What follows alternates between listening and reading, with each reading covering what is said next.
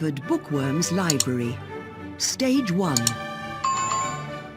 Weddings by Christine Lindop. Read by Nicolette Mackenzie. Published and copyright Oxford University Press, 2011.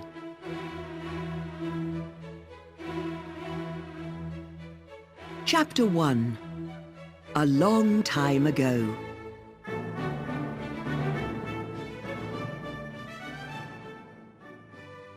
Everybody loves a wedding. It is a happy day. A day for blue skies and flowers, for family and friends, for music and dance. Some weddings are very small, with just 5 or 6 people, and other weddings cost thousands of dollars and have hundreds of people. But in every wedding, there are 2 very important people: the bride, the woman, and the groom, the man. For them, the wedding is when their new life begins. When was the first wedding? Nobody knows, of course. But there were weddings in Egypt thousands of years ago.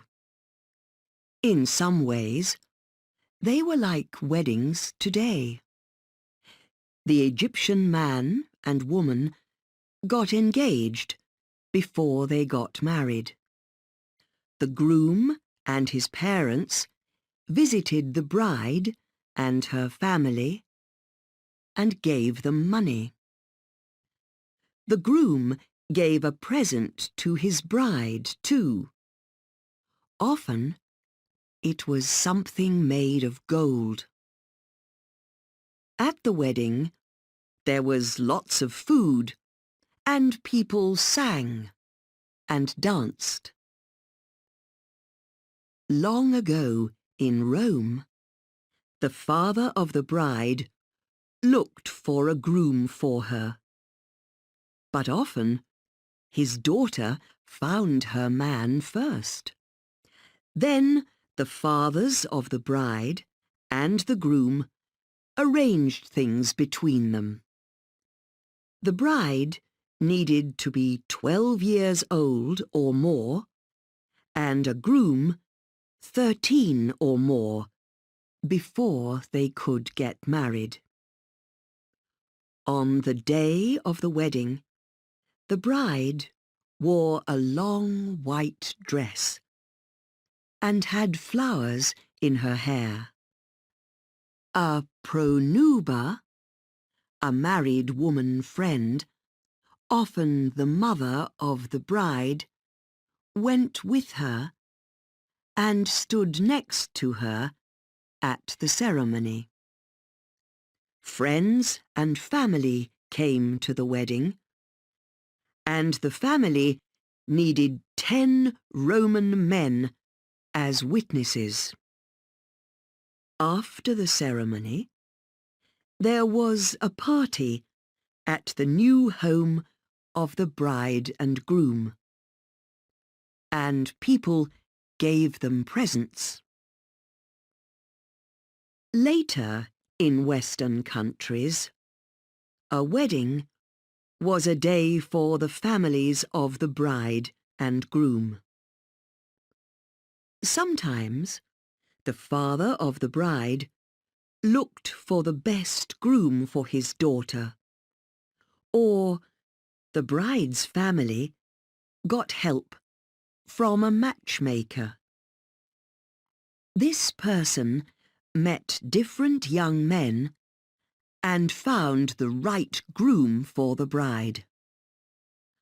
After that, the 2 families arranged the wedding together, and the wedding happened at the bride's house, not at a church.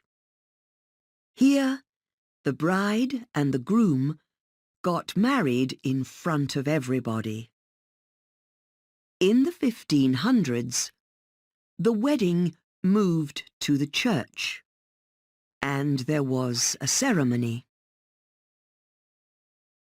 Today in Western countries, like the USA, Canada, the UK, Australia, and many European countries, weddings often have a lot of the same things. For example, the bride wears a white and often expensive dress and carries beautiful flowers. She usually has helpers with her too, friends, or perhaps younger girls, and sometimes boys, from the family. In this book, we are going to call a wedding like this a Western wedding. Weddings change over time, and different countries and churches all have their own traditions. Weddings often have things like music or dance from long ago. But they have new things from today too. People sometimes put together different parts of other wedding traditions. A Japanese bride wears an American dress, or a Brazilian bride has a French wedding cake. And, as you can see in the next chapters, people in countries a long way from each other often do the same things for the same reason. Chapter 2. Before the wedding.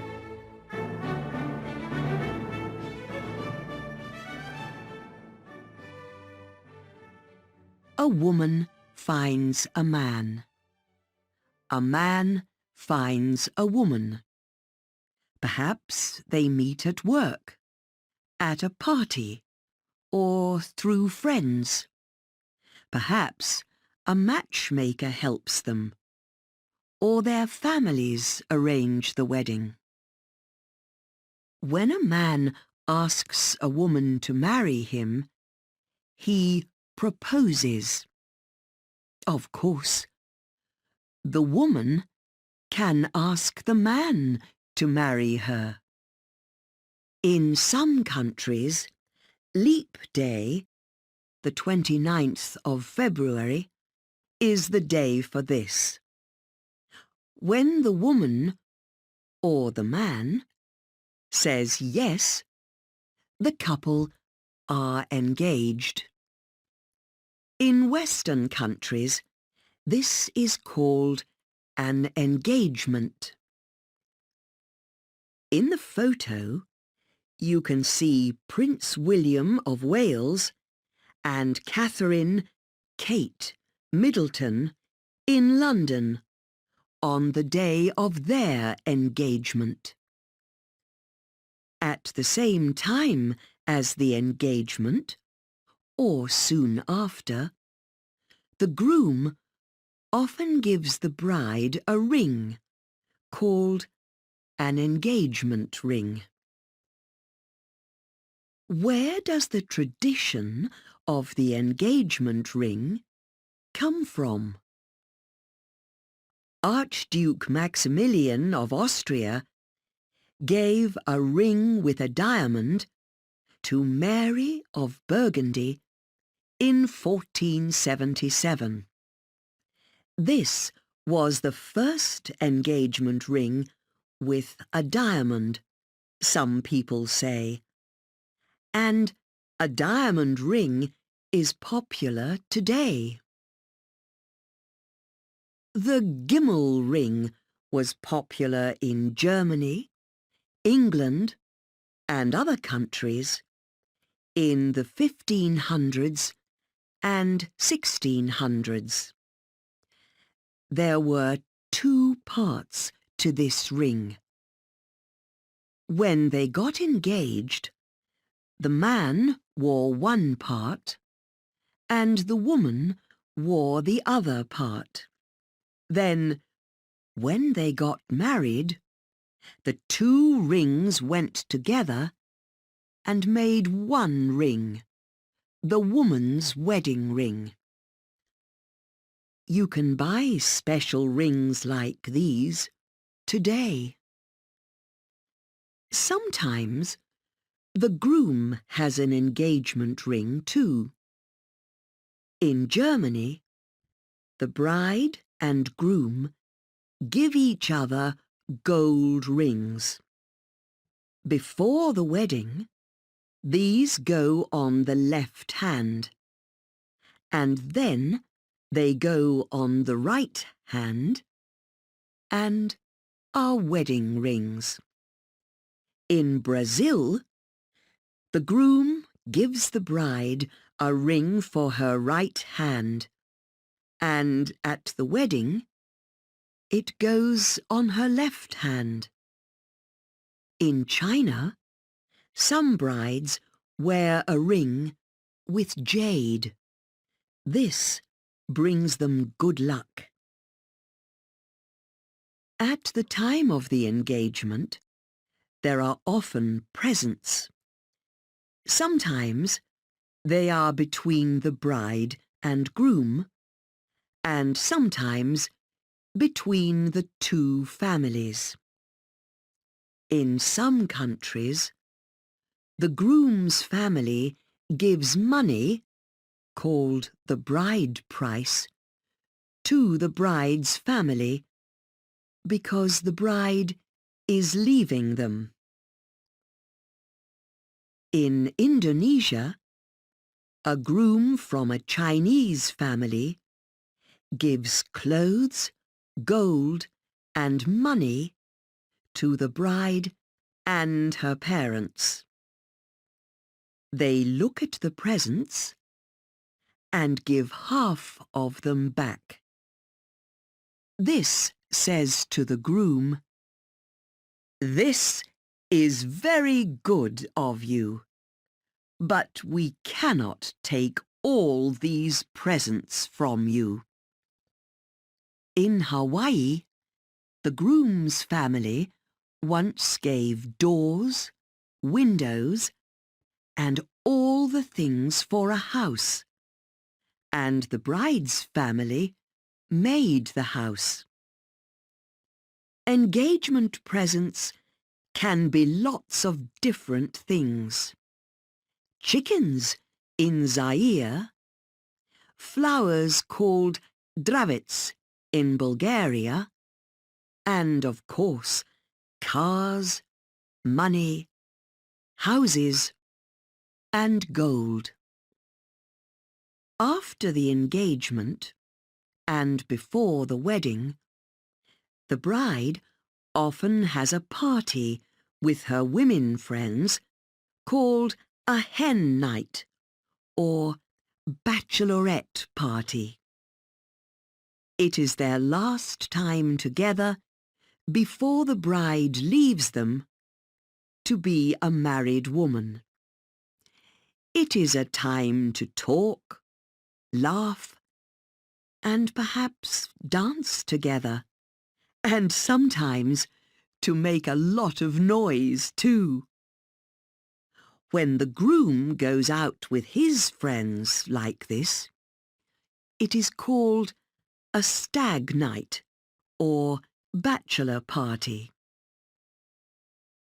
In Hawaii and other parts of the USA, some brides make 1,000 little birds from paper. They do this in the time between the engagement and the wedding. This tradition comes from Japan, and it brings good luck and a long, happy life to the couple. The little birds, often white, red, or gold, are sometimes made into a big picture for the couple's new home. In the years to come, they can look back at the picture and remember their wedding. Chapter 3. Clothes and People.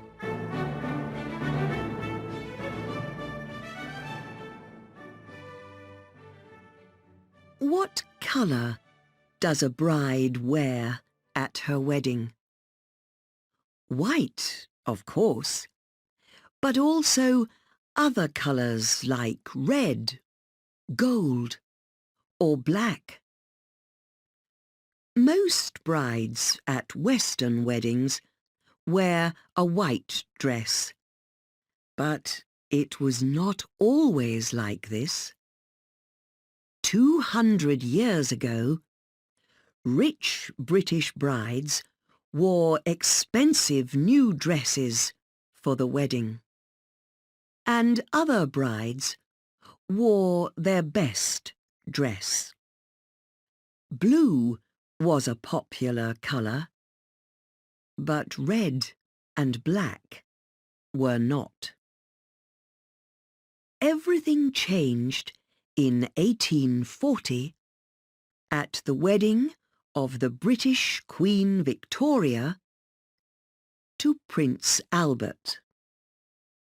Victoria wore a white dress and had white orange blossom, flowers from the orange tree, in her hair. White dresses were soon very popular, and a lot of brides wear long white dresses today. The next most popular colour around the world is red. It is a lucky colour for brides in China and India. In India and Sri Lanka, women sometimes wear beautiful clothes with gold in them too. And a traditional Spanish bride wears an expensive black wedding dress. Many brides wear a veil. This goes over the bride's head and face and is often white. In some African countries, the bride has a veil of hair over her face. Brides in India and China often wear a red veil.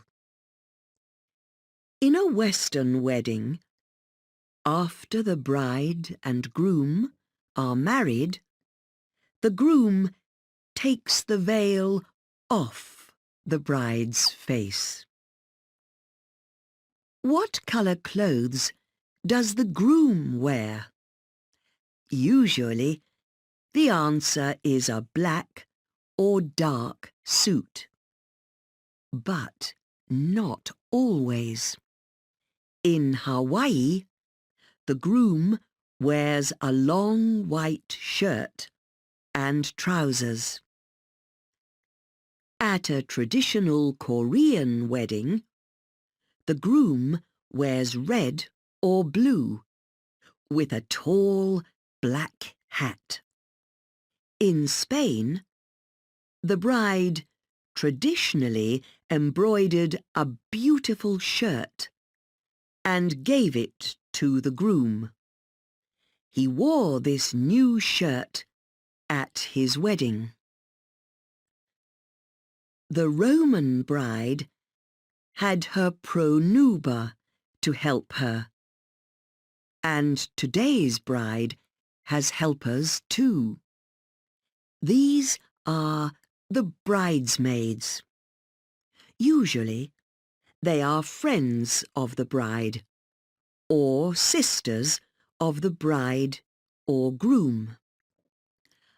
A married bridesmaid is called a matron of honour, and a very young bridesmaid is called a flower girl. Young boy helpers are called page boys.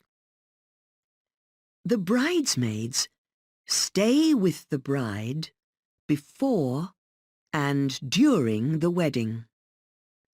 They help her to put on her clothes and to remember everything. In earlier times, the bridesmaids and the bride wore the same dresses and veils. When evil spirits came near the wedding, they could not find the bride because the dresses were all the same. The groom's helpers are called groomsmen, and they help him before and at the wedding. The most important groomsman is the best man, usually the groom's brother or his best friend. The best man stays with the groom, carries the rings, and is a witness. In some countries, the best man is an older man, often a married man. He helps the bride and groom in their new life, too, not just on the day of the wedding.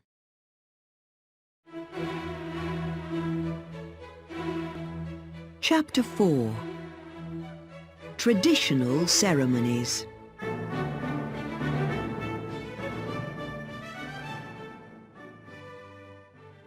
It is the day of the wedding. Family and friends come together for the ceremony. There are lots of different ceremonies, of course, but some things happen all over the world. In a traditional Western wedding, the groom, the families, and all the other guests come to the church first and wait there for the bride. The groom doesn't usually see the bride on the morning of the wedding or the night before, because it is bad luck. The bride and her bridesmaids arrive at the church together, often in a big, expensive car. Then some music begins to play, and the bride walks slowly into the church with her father. In the ceremony, the father gives the bride to the groom, and the bride leaves her family and makes a new family with the groom. The wedding officiant asks the man, "Do you take this woman to be your wife?" He answers, "I do." The officiant then asks the woman, "Do you take this man to be your husband?" And she answers, "I do." In many ceremonies around the world, the couple drink from the same cup. In China, the bride and groom drink wine from special cups. Then they give the cups to each other and drink again. In Bulgaria and Russia, the couple drink 3 times from the same glass. And in France, they have wine from a very beautiful cup, a coupe de mariage. This special cup stays in the family for many years. In Japan, the bride and groom have a drink called sake. The groom drinks first, then the bride, and then the parents of the couple drink too. Because the bride and groom are beginning a new life together, in many countries, someone ties the couple together. In a Hindu ceremony, a white thread goes around the couple 5 times. In Cambodia, every guest carefully ties a thread around the couple's hands. And in Thailand, 2 white threads go between the heads of the bride and groom.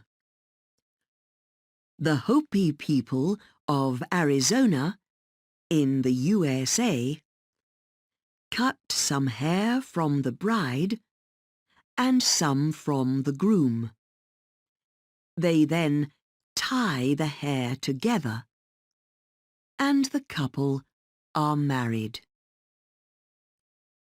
In many countries, rings are a very important part of the ceremony. Sometimes only the bride gets a ring, and sometimes the bride and the groom have a wedding ring. But, of course, rings aren't a new thing. Thousands of years ago, Egyptian grooms gave a ring to their brides. And the Romans had wedding rings too. In some traditional ceremonies, the man or the woman breaks something. At a Jewish wedding, the groom breaks a glass with his foot. This brings good luck. In Bulgaria, the bride quickly throws a plate to the ground. When the plate breaks, it gives the couple good luck too. In many countries, the bride and groom write their names in a special book. And the witnesses write their names too. In a Muslim wedding, the bride and groom put their names on a special paper called the nikah namah. In a Western wedding, the couple write their names in the special book near the end of the ceremony.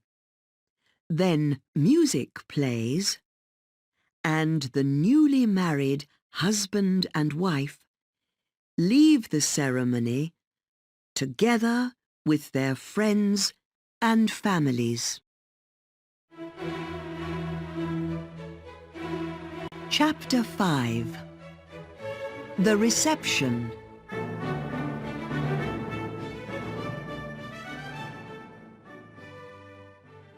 After the ceremony, people love a good party. This is often called a reception. In Mexico and Italy, it sometimes goes on all night. And in Russia, it can go on for 2 days. A traditional wedding in Morocco goes on for a lot longer, perhaps a week. Special food is usually an important part of the reception. In China and Japan, red food is popular because red is a lucky colour. But the most important food in many countries is a wedding cake. A Western wedding cake is usually white, with flowers and a little bride and groom on it. Sometimes the couple put one part of the cake in a box for later. They eat it a year after their wedding, or when they have a baby. In France, couples have a croquembouche. This is made from a lot of little cakes, and it can be 1 metre high. In other countries, there is special wedding bread. In the Ukraine, it is called a korovai. 7 women make this bread in the home of the bride. It has 2 little birds on it, one for the bride and one for the groom, and the sun, flowers and animals. People often take photographs of the bride and the groom when they cut the beautiful cake or bread. It is an important part of the wedding. At some time in the wedding reception, somebody makes a speech. They stand up and talk to everyone.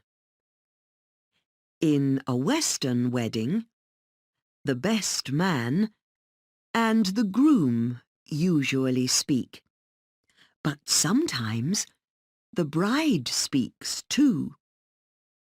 They talk about the bride and groom and say thank you to the couple's family and friends.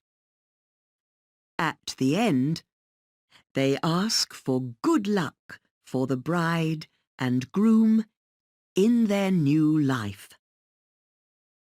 At a Japanese wedding, some guests make speeches too. They speak about the happy couple, and everyone laughs a lot. After the speeches at a Russian wedding, the guests all throw their glasses on the ground. This brings good luck to the new husband and wife. At the reception, there is usually a lot of music and dancing. Often, the bride and groom have the first dance, and then the other guests begin to dance too. Sometimes, there are very famous dances with traditional music. In Greece and Bulgaria, people dance in a big circle at weddings. This is very popular at Jewish receptions too. In part of this dance, the bride and groom sit on chairs, and the other guests carry them around the room. Often, before the bride leaves the reception, she throws her wonderful flowers to all the other young women at the party. When one woman gets the bouquet in her hands, she is going to be the next bride, people say.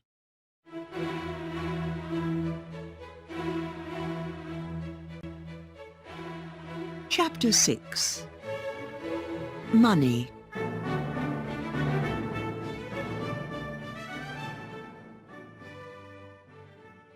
Weddings can cost a lot of money. A traditional wedding in the UK costs between £15,000 and £25,000. The most expensive thing is usually the reception, about 21% of the cost.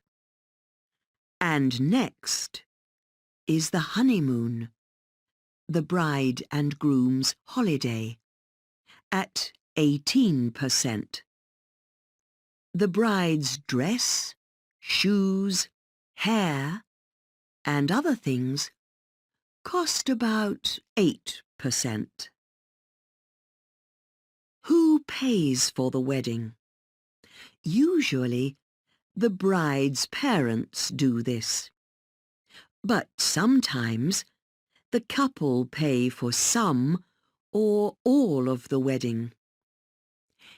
In Italy, the bride carries a small bag, and guests put money into it.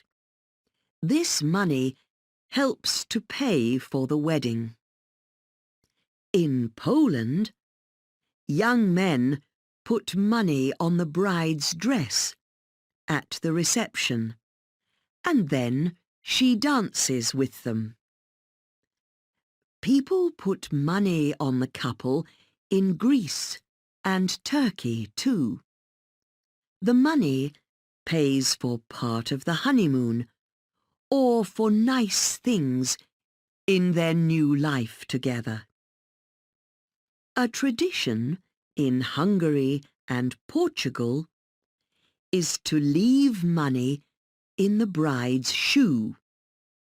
Someone carries the shoe around to all the guests, and they put money in it for the couple. In some countries, the groom gives money as a present. In China, the groom gives money in red envelopes to the bride's friends on the day of the wedding, because he is taking her away from her friends. Later, the bride gives tea to everyone in the groom's family, and they give her red envelopes with money in them. In Spain, Mexico, and some other countries, the groom gives the bride 13 gold coins, called arras, at the end of the wedding ceremony. The groom often brings the coins in an expensive arras box. He gives them to the bride, one at a time. Now, all of his things are her things too. As we saw earlier, in many countries, the groom gives money to the bride's family when the couple get engaged. People can give this money, the bride price, at the time of the wedding too. But it is not only money. The bride price can be gold, animals, clothes, and food. This happens today in countries like Pakistan and Uganda. At a Muslim wedding, the groom must pay some money called meher, to the bride.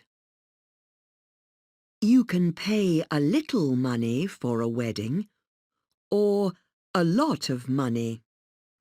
But you can pay millions and millions of dollars too. The two sons of the rich Indian man Subrata Roy got married in 2004 in Lucknow, in the north of India. More than 10,000 guests came to the wedding. Mr. Roy brought 100 people from the UK to play music at the wedding, and 1,800 people made the food. There was Indian, Chinese, Italian, and Lebanese food. And it was a happy day for 101 couples without very much money in Lucknow. Mr. Roy paid for a big wedding for them and gave them wedding presents of beds, TVs, and gold rings. He gave food to 140,000 people in different parts of India too. What did it all cost? Nobody knows. But the answer is between $30 million and $70 million, people say. Chapter 7. 2 Weddings.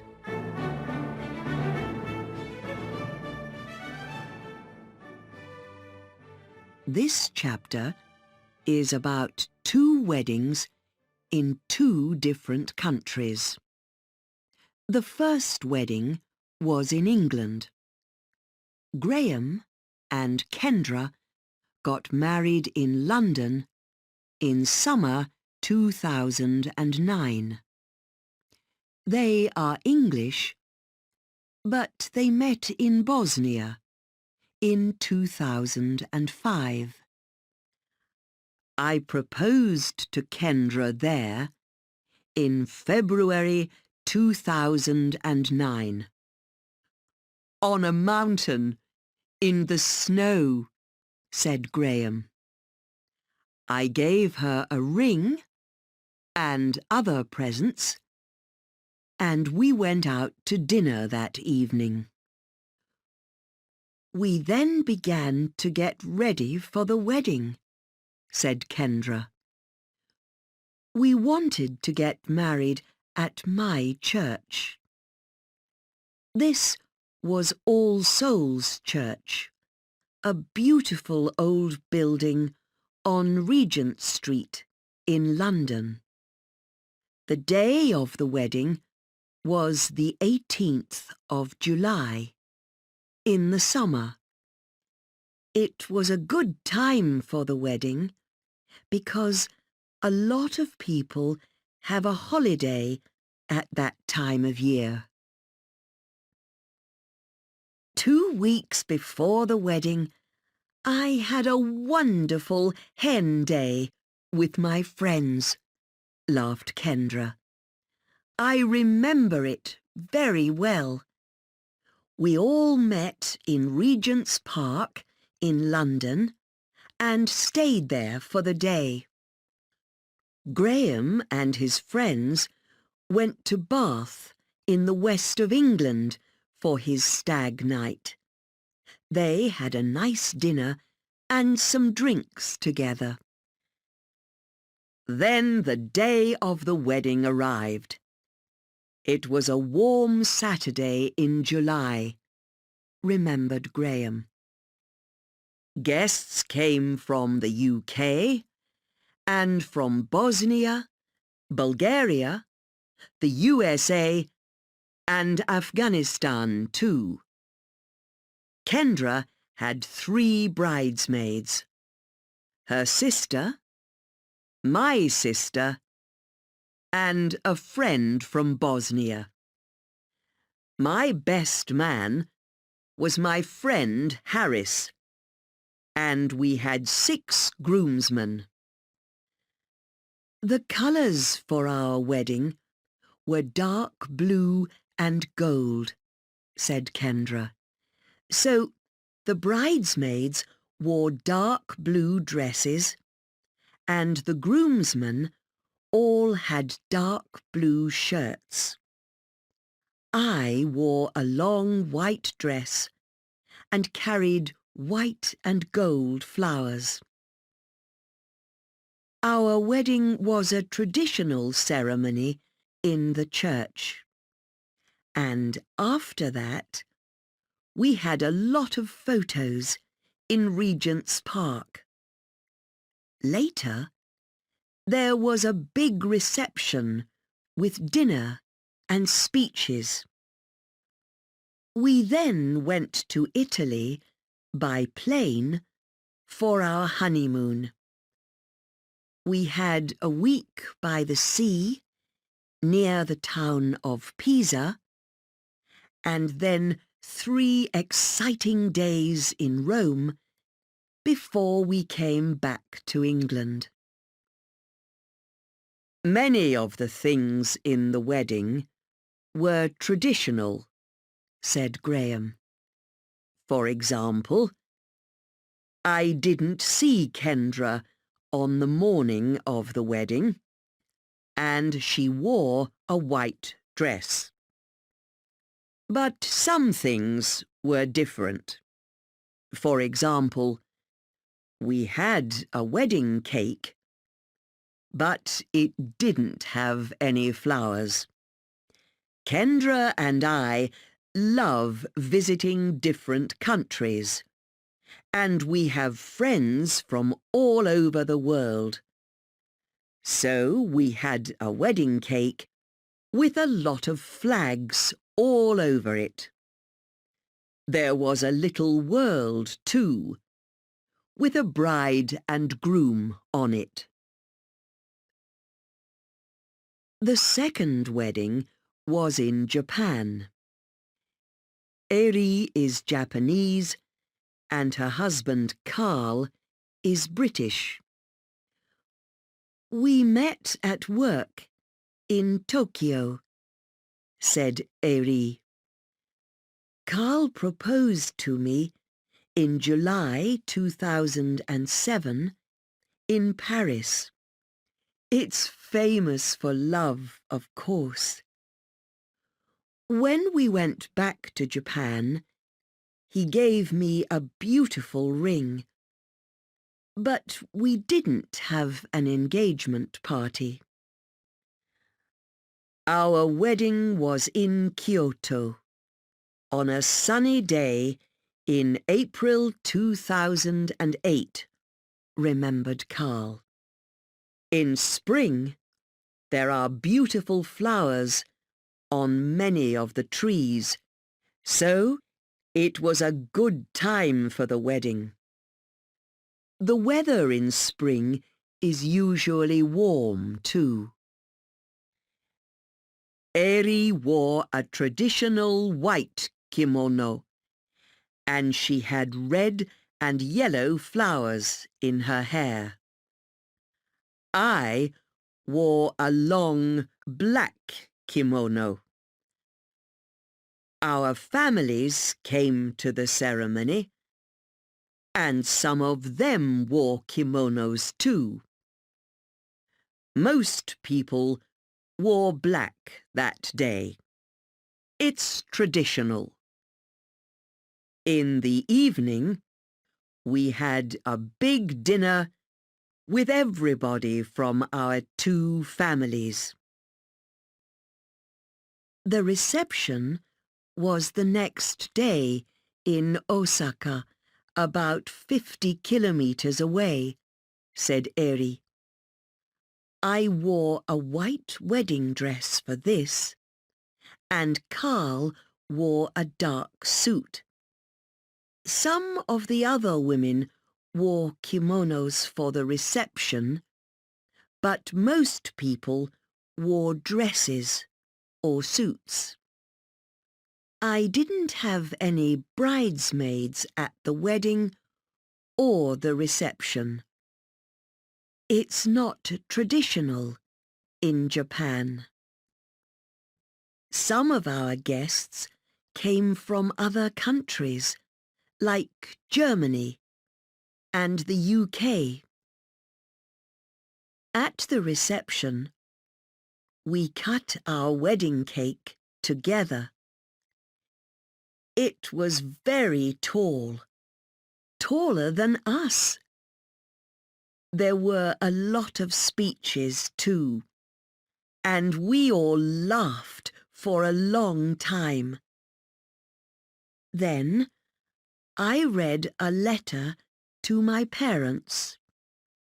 In the letter, I said thank you to them. I cried, and nearly everybody at the reception began to cry too. Like Graham and Kendra, Eri and Carl love visiting different countries. People usually have pictures of flowers or animals on the table at the reception, said Carl.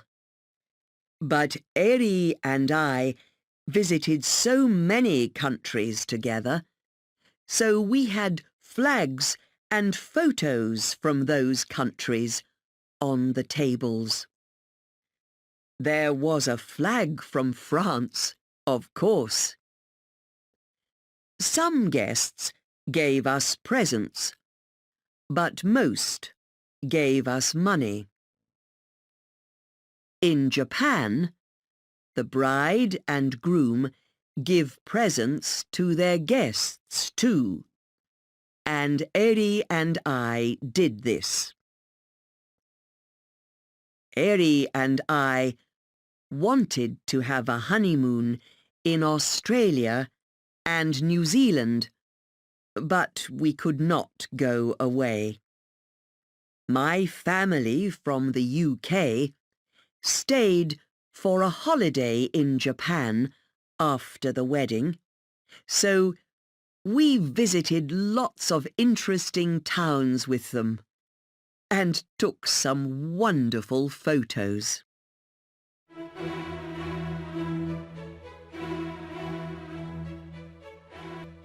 Chapter 8. Destination Weddings.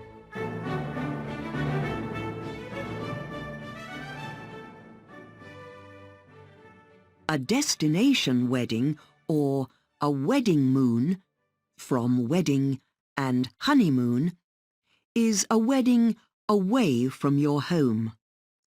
Traditionally, weddings often happen in the bride's town, but you can go to a different town or a different country, and these days, some people do that. About 1 couple in 6 from the UK goes to a different country for their wedding, and about 1 couple in 5 in the USA has a wedding away from home. Many famous people have destination weddings.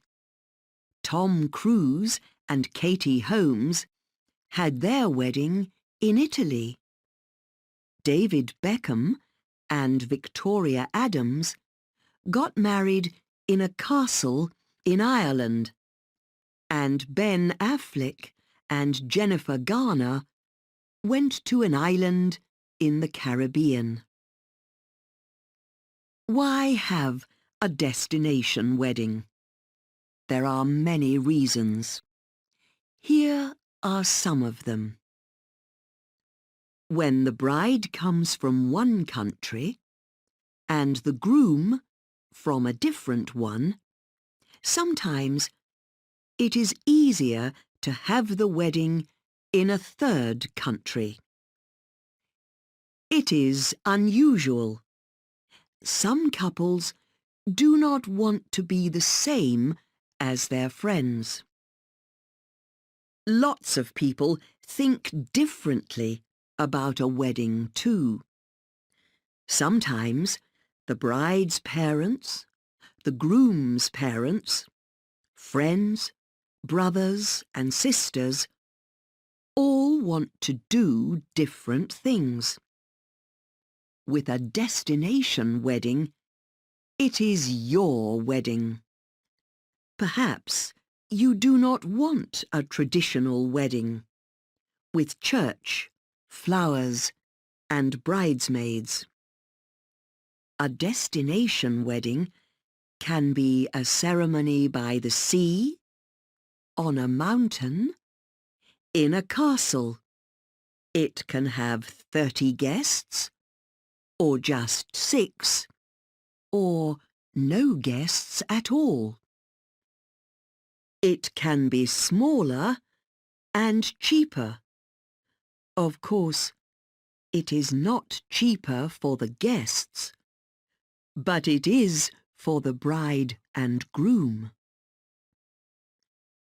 Some couples from colder countries are interested in a destination wedding because they want a sunny day. So, they go to a Greek island or to the Caribbean. In popular places like Hawaii, couples can pay for a wedding planner. This person arranges everything for the wedding: the hotel, the ceremony, the photographer, and the flowers. But when the wedding is small, the couple often arrange the wedding without the help of a planner. So, where do people go for a destination wedding? For couples from the UK and from colder countries, weddings by the sea are very popular. They go to places like Bali, Fiji, or Barbados. Couples from Japan often go to Hawaii, or perhaps France.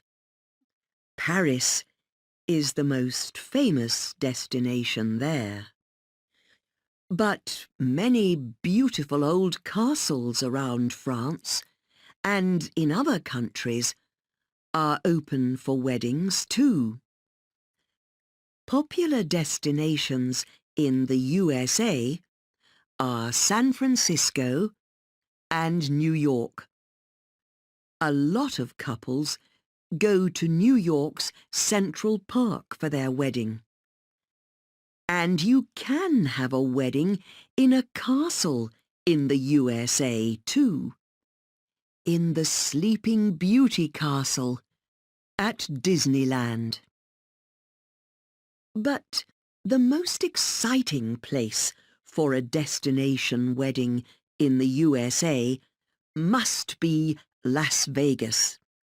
Every day, about 315 couples have a Las Vegas wedding, and they come from all over the world.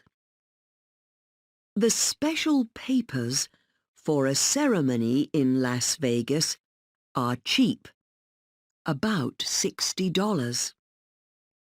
You can arrive here and easily get married on the same day too.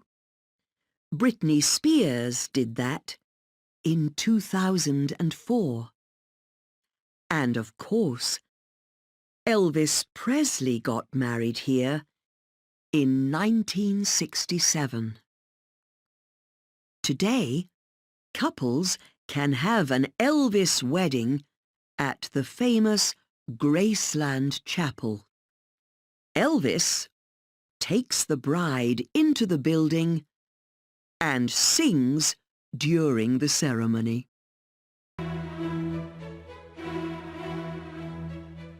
Chapter 9. Wonderful Weddings.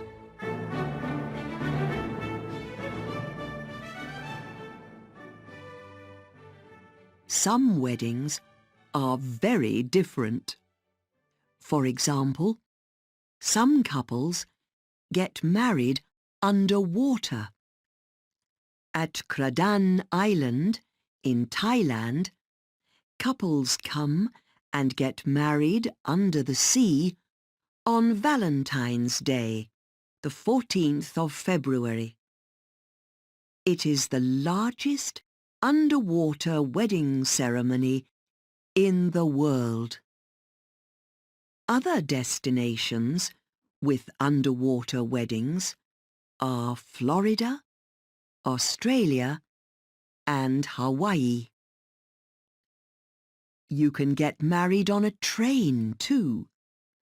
The famous Royal Scotsman train can take a couple and 30 guests through the beautiful country of Scotland. The wedding and the reception are on the train. Or you can have a wedding in the sky. One couple got married in a plane. They then got out and quickly went down through the sky. They gave each other their rings before they got to the ground. Or perhaps you like mountains. In California and Colorado in the USA, and in the Rocky Mountains of Canada, you can have a mountain wedding. On a sunny day, a wedding in the snow can be beautiful. But you need good shoes for a mountain wedding. Weddings like these can be expensive, but you do not always need to pay a lot of money for a wonderful wedding. Sarah Cotner and Matt Bradford got married in the mountains of Colorado, USA, in July 2008 for $2,000. "We wanted to have a happy day," said Sarah, "and to have time to talk to our families and friends. That was the most important thing for us. We didn't want to think about cakes and money and dresses all the time." I bought a white dress for $15, and then I embroidered pictures on the dress in different colours. One friend did my hair for the wedding, and a different friend found red, yellow, and purple flowers and made a bouquet.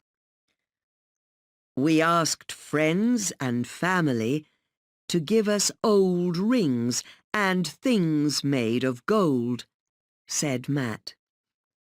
From this gold, 2 new rings were made. We wrote the ceremony together, and we asked 3 of our friends to take photos. On the day of the wedding, lots of our friends came and made the food too, said Sarah.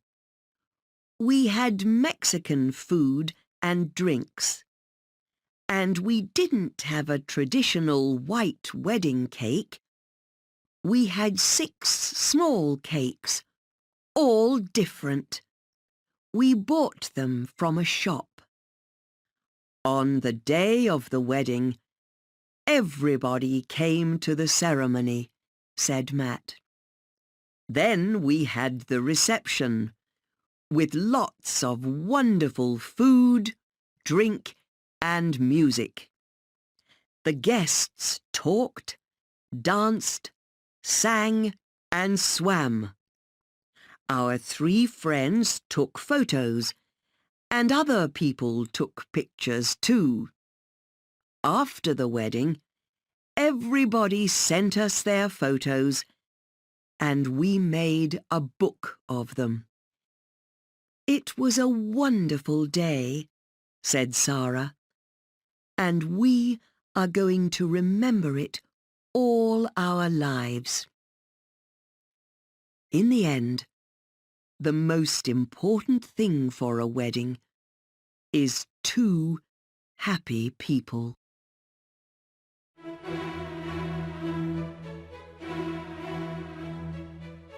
Chapter 10. After the Wedding.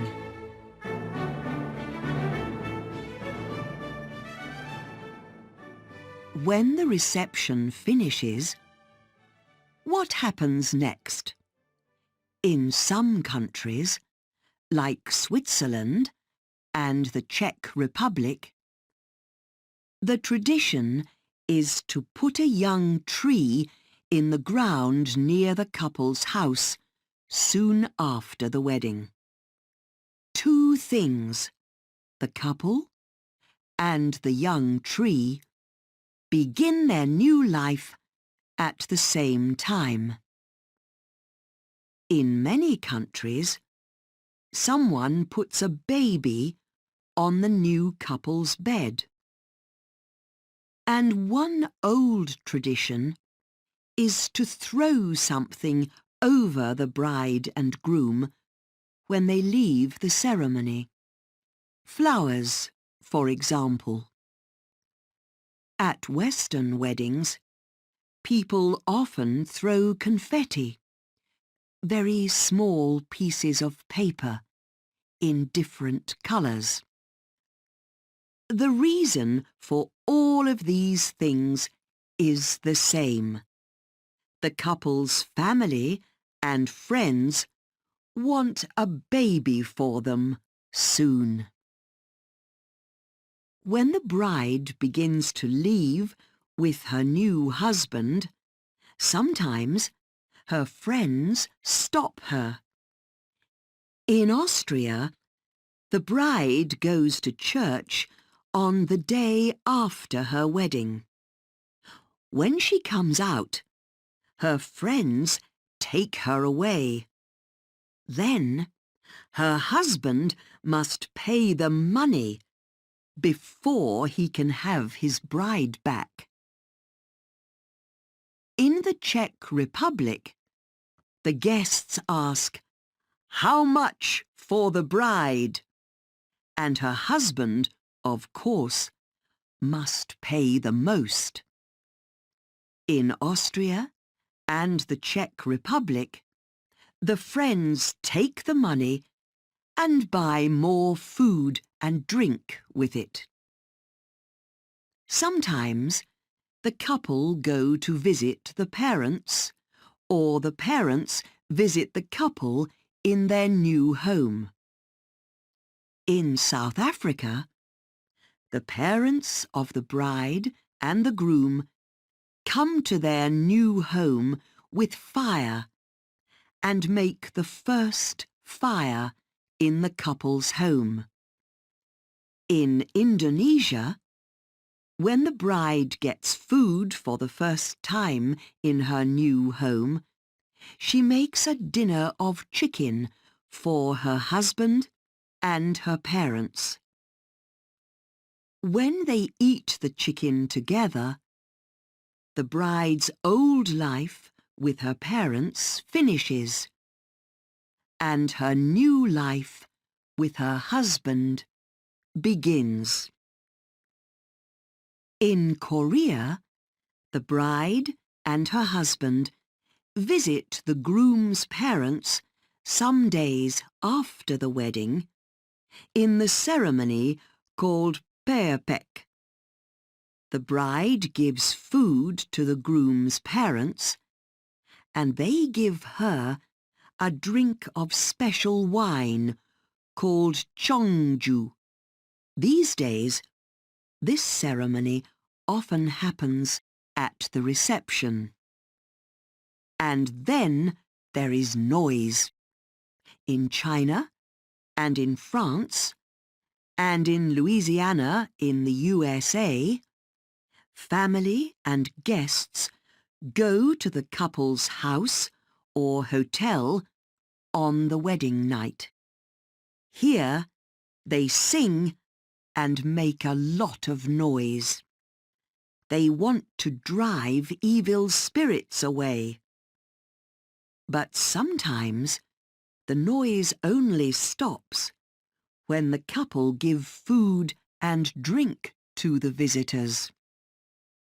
When the bride and groom come to their home as a married couple for the first time, often the groom carries the bride into the house. This happened in Rome many years ago, and today people do this in a lot of Western countries and in Egypt. There are two reasons for this tradition. Firstly, evil spirits wait near the door. Secondly, you can easily have an accident at the door of a house, and it can bring bad luck. After the wedding, for many couples, there is the honeymoon. The new husband and wife go away together, usually just after the wedding, for a holiday. Years ago, the couple visited people in their families in other towns. But today, they usually do not do this. It is now a quiet time together for the couple, away from other people. When you are married, the ring on your finger says to everybody, "I have a husband," or "I have a wife." In some countries, other things show this too. For women, it can be a ring in the nose, in the Punjab, in India, or a flower on the left side of the head, in Hawaii. And every year, couples remember their wedding day on their wedding anniversary. In Western countries, there are special presents for different years. After 50 years together, for example, you have your gold anniversary. And for some lucky couples, there is an oak anniversary. The oak tree can live a long time, sometimes hundreds of years. And one couple, Frank and Anita Mitford from Plymouth, in the southwest of England, had their oak anniversary in May 2008. They were married in 1928, so they had 80 years as a married couple. Their love was alive after all that time. So, to all the brides, grooms, and newly married couples out there, good luck to you too.